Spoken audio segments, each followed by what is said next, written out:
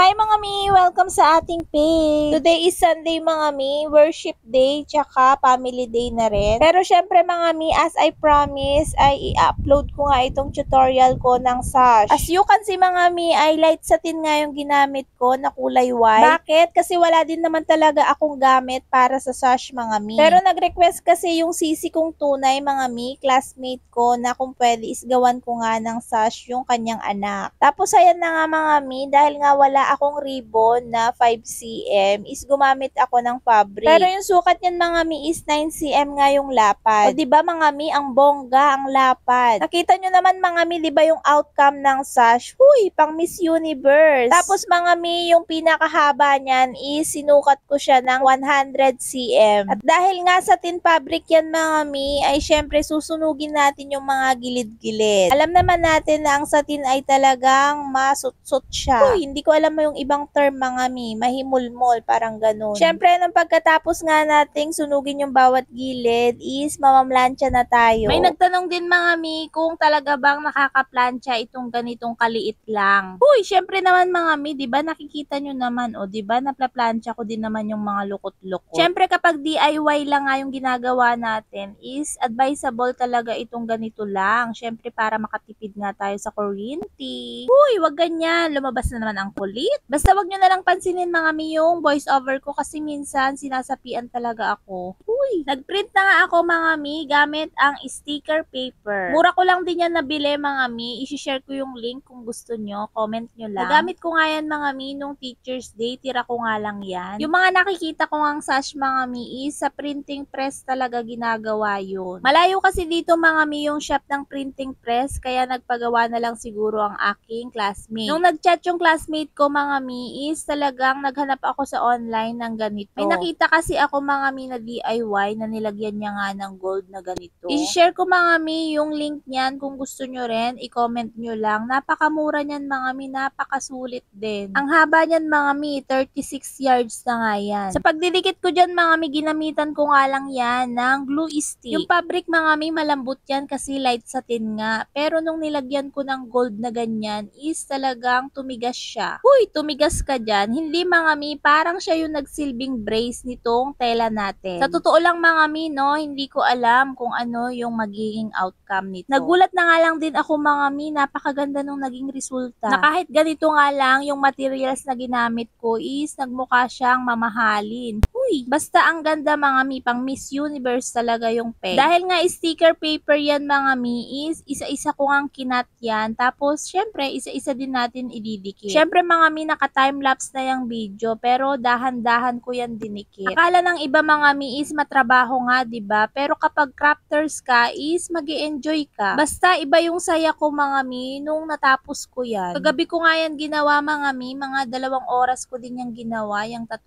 sash. Kasi yung order niya mga mi is 2 Miss South Korea tsaka isang Mr. South Korea. Nung nagtanong nga siya mga mi kung kaya kong gumawa ng sash, ang sinagot ko talaga nung una is sabi ko sa printing press ginagawa yan. Pero sabi ko sa kanya kung talagang gusto mong magpagawa is ma-print ko lang talaga yung parang pinaka-lettering. Nagulat din ako mga mi nung pumayag siya na i-print ko nga lang daw yung lettering. Nung una mga mi, ang balak ko dyan is hindi ko naisip talaga yung sticker. Sa photo paper ko sana yan i-print tapos ididikit ko nga lang din ng glue. Kaya lang napansin ko nga yung sticker mga mi na parehas lang din naman siya, glossy lang din. Ewan ko no mga mi, may mga bagay talaga tayo na hindi plinano pero yun talaga yung mangyayari. Tsaka nakita nyo naman 'di ba mga mi, mas mabilis nga tayong magdikit kaysa gumamit pa tayo ng glue. Mga mi no, kapag mga ganitong bagay, first time mo, hindi mo pa alam yung magiging kakalabasan. Ewan ko kung ako lang yung may feeling na nakaka-tense din. Kasi syempre isipin nyo 'di ba, wala ka naman din talagang mga materials sa mga ganito. Pero nga dahil gumagawa tayo ng hair ribbon is meron talaga tayong fabric. Ang binili ko nga lang talaga dyan is yung gold liner. Sa October 23 pa nga dapat yan, pero sabi niya is may pictorial na nga daw. Buti na nga lang din talaga is dumating ng maaga itong gold liner natin. Pero alam nyo ba na ang option ko kapag hindi nga dumating itong gold liner is glitter nga lang talaga. Tsatsagain ko nga lang sanang magdikit ng glitter glitter dyan sa pinaka-side ng fabric natin. Pero syempre, God is good, 'di ba? Dumating ng maaga, ayan, nagamit natin. Pagkatapos kong madikit mga mi is, kumuha lang ako ng bond paper, tapos plinansya ko nga. Sa vinyl kasi mga mi is, ganito yung process. Trinay ko lang din, 'di ba? Baka effective. Pero pagkatapos ko ang gawin mga mi yung pag-press, ay ang syala, parang binil nga yung letterings niya. Alam mo yun mga mi, yung sticker is para siyang naging binil. Alam mo yun mga mi, yung binil kasi yun yung ginagamit talaga sa printing press. Ayan mga mi, diba? Napaka-easy lang. Tapos, yun lang din talaga yung materials mga mi. Minsan no, hindi ko rin naiisip kung paano ko na-accommodate yung mga ganitong orders. Thank you for watching mga mi. Sana is may natutunan din kayo kahit paano. Dagdag income din to mga mi, more benta. God bless!